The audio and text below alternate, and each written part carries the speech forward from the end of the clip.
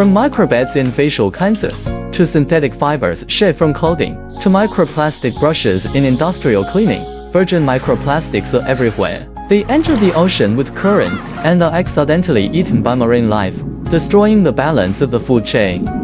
The natural decomposition and daily wear and tear of waste plastics have aggravated the formation of secondary microplastics. To effectively control microplastics, we must first start by reducing the use of disposable plastics. We can choose to use environmentally friendly shopping bags, water cups, and tableware, reject single-use plastic products, and use degradable plastics to avoid the generation of secondary microplastics.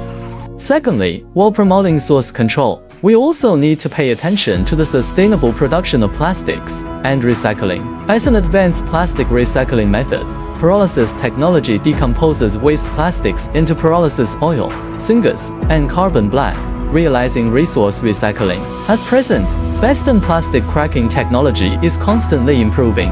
It has become an important method for recycling waste plastics.